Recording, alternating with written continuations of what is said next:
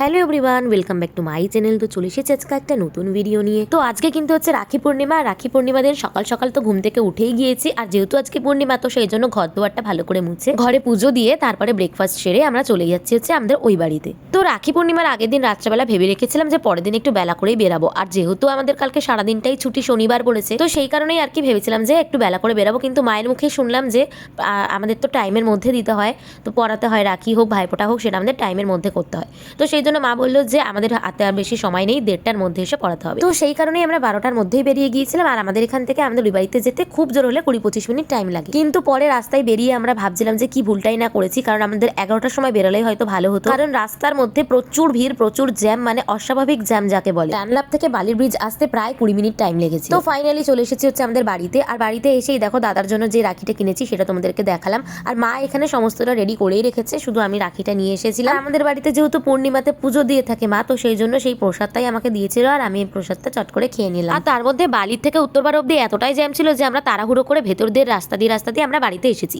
আর এসেছিলাম আমরা প্রায় ওই 1:15 মধ্যে ঢুকে গেছিলাম। তো এসে তো দেখছি যে আমার দাদাই এখনো এসে পৌঁছায়নি, কারণ দাদা বেরিয়েছিল কাজে। তো সেই জন্য বাড়িতে এসেই আগে দাদাকে ফোন করে দিলাম যে তাড়াতাড়ি করে আয়, কারণ 1:29 মধ্যে তো পড়াতেই হবে। আর আগের বছরই রাহি যেহেতু 5 বছর হয়ে গিয়েছিল, তো সেই জন্য বাবাকে রাহি কিন্তু রাখি আর ভাইফোঁটা দুটোই দেয়। আর রাহিকে তো দেখে তোমরা বুঝতেই পারছো যে ওর কতটা এক্সাইটমেন্ট হচ্ছে। সব থেকে বড় কথা, কতক্ষণ গিফট পাবে সেটার এক্সাইটমেন্টটা সব থেকে বেশি। আর রাহি কিন্তু সবকিছু নিয়ম একদম গুছিয়ে সুন্দর করে থাকে। তো ব্যাস রাহি রাখি পরানো হয়ে গিয়েছে। এবার আমার বাবাকে বলছে যে দাদা এবার আমাকে গিফটটা দাও।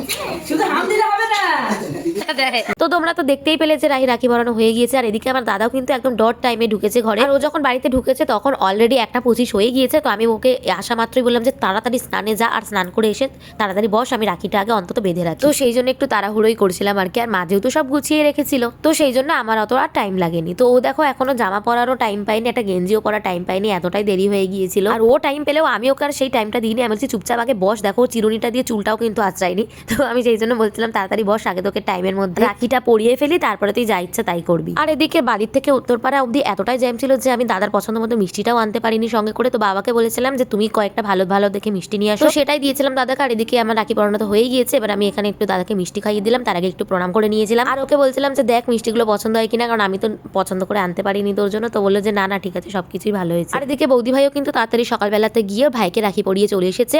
আর আমি এখানে রাখি পরেছিলাম দেখে বৌদি ভাইকে বললাম যে একটু ক্যামেরা করে দাও, তো সেই জন্য বৌদি ভাই আমাকে একটু ক্যামেরা করে দিচ্ছিল। আর এদিকে দেখো দাদা আমাকে রাখিতে কিন্তু এই গিফটটা দিয়েছে। তো ওর কালারটা ভীষণই পছন্দ হয়েছে আমার, আর ডিজাইনটাও খুব সুন্দর। এবারে কিন্তু আমাকে একদম ইনস্ট্যান্ট গিফট দিয়ে দিয়েছে। এদিকে আমি ওর জন্য কিছু কিনে আনতে পারিনি, তো সেই জন্য ওকে টাকাই দিয়ে দিলাম, আর আমি বললাম যে তুই কিছু কিনে নিস পছন্দ মতো। তো চলে এলাম দুপুর বেলাতে, আর এখন আমরা বসে গিয়েছি খেতে। আর এদিকে মা দেখো কত সুন্দর করে একটা বড়া বানিয়েছে। এটা কিন্তু হচ্ছে শাপলার বটির বড়া, জানি না কিভাবে বানিয়েছে, কিন্তু দুর্দান্ত হয়েছিল খেতে, আর একদম পুরো সফট আর মুচমুচে হয়েছিল। তো দুপুরবেলা খেয়ে উঠতে না উঠতেই দেখো আমার জন্য বাবা নিয়ে চলে এসেছে হচ্ছে বাতাবি লেবু মাখা। তো এই করতে করতে হয়ে গেল হচ্ছে বিকেল, আর বিকেলবেলা কিন্তু এখন আমরা বেরিয়ে যাচ্ছি হচ্ছে ওই বাড়িতে। আর এদিকে কিন্তু মিও চলে এসেছে আমাদের টাটা বাই বাই করার জন্য। তো ফাইনালি আমরা চলে এসেছি বালির ব্রিজ। আর জ্যামটা দেখে তোমরা বুঝতেই পারছো যে কি বিভৎস জ্যাম। যাওয়ার সময়তেও জ্যাম ছিল, এখন ফিরছি সেটাতেও জ্যাম। তো বালির এই ব্রিজটাই ক্রস করতে কিন্তু আমাদের আধ ঘন্টা টাইম লেগে গিয়েছিল। তো ডানলাপ দিয়ে যাওয়া তো দূরের কথা, এতটাই জ্যাম ছিল। তো সেই কারণে আমরা কিন্তু বাইপাস হয়ে এখন বাড়ির দিকে যাচ্ছি। আর এত তাড়াতাড়ি করার কারণ হচ্ছে কারণ তোজোর হচ্ছে আবার 7টা দিয়ে পড়া রয়েছে, তো সেই জন্য তোজো যেহেতু পড়তে চলে যাবে, তো সেই জন্য আমরা একটু তাড়াতাড়ি করছিলাম। তো ফাইনালি চলে এসেছি আমরা দিদি ভাইদের বাড়িতে। আর রাহির কিন্তু প্রথমবার তোজোকে রাখি পরাবে, কারণ এর আগে ভাইফোঁটা দিয়েছে যেহেতু 5 বছর হয়ে গিয়েছিল।